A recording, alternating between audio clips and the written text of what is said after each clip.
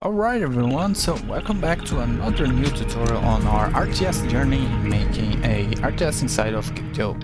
So we'll continue on our series with the goal of building an RTS inside of Godot. On this next part, we're going to switch back again from out of the project to a simple presentation here to understand how we're going to build the finite state machine that I have planned for the project, which also needs to interact with other previous systems we have defined here, and also other systems we're going to build on top of this, because we're going to need different states to have different responses based on what the unit has and what they are.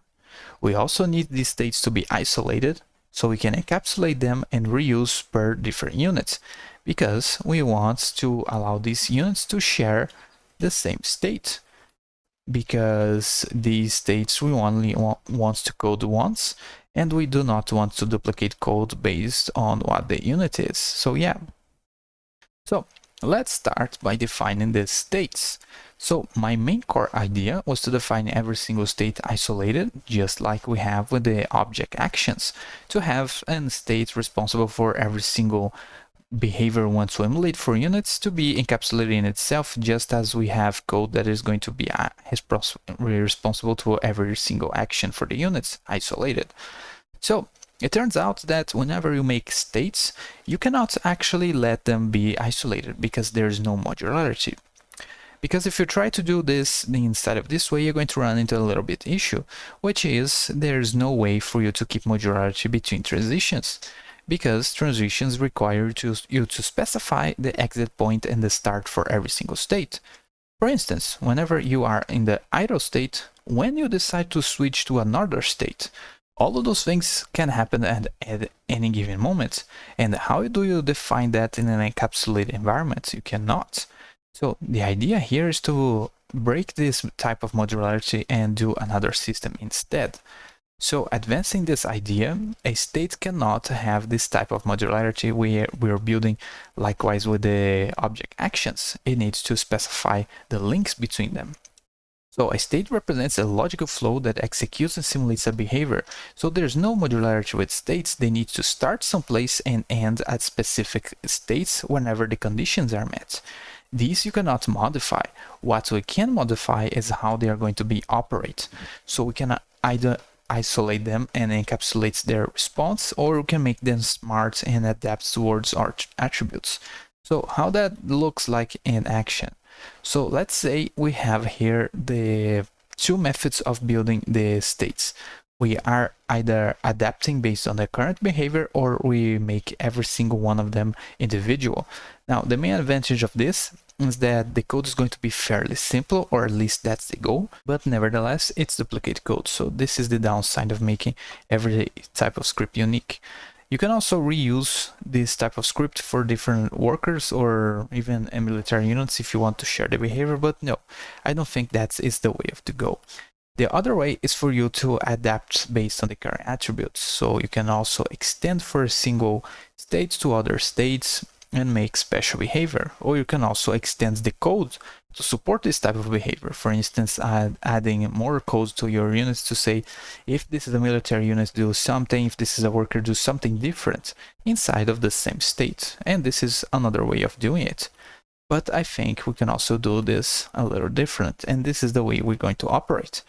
We're going to identify places where we can reuse scripts and where we can also, if needed, make them smart to be adaptable based on the current attributes.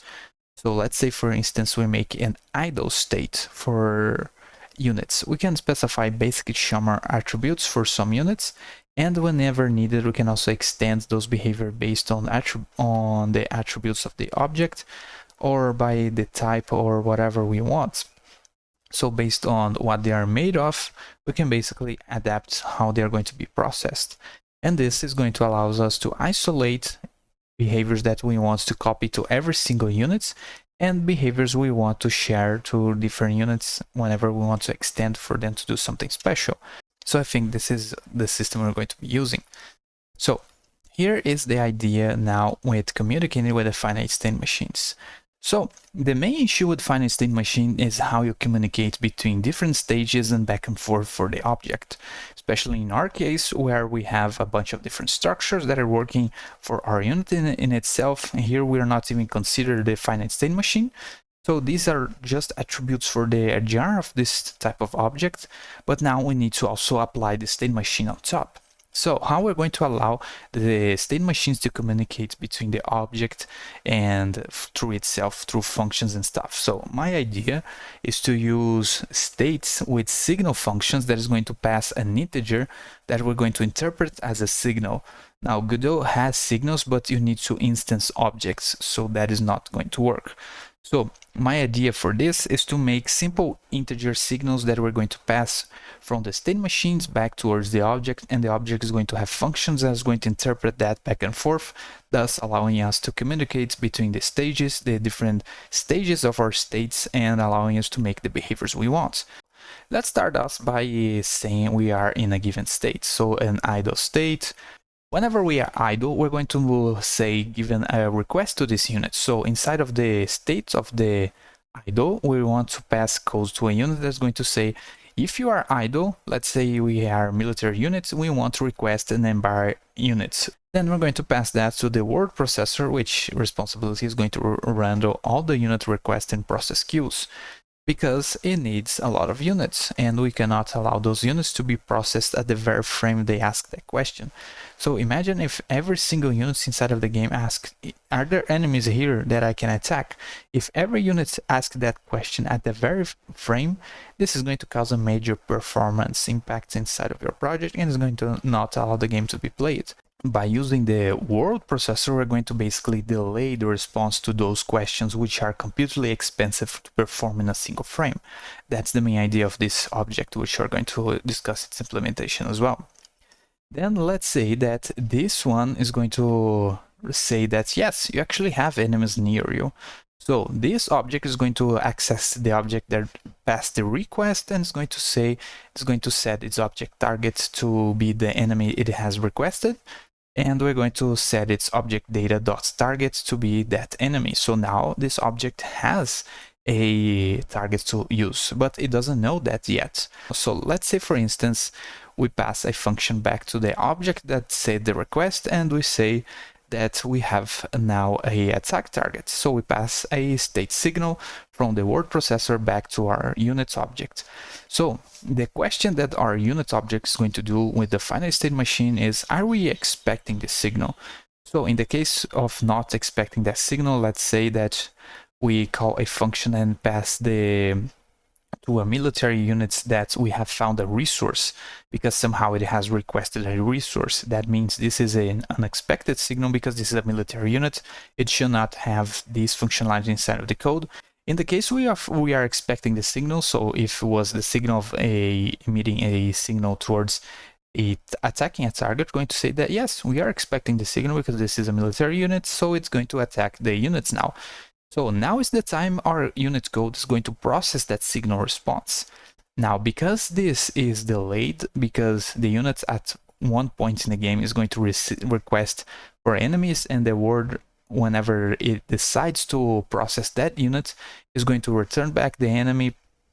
If it finds an enemy in there, this object now has to respond to that at this very moment. And in this case, its state might be different than what it was before because this is a delayed response.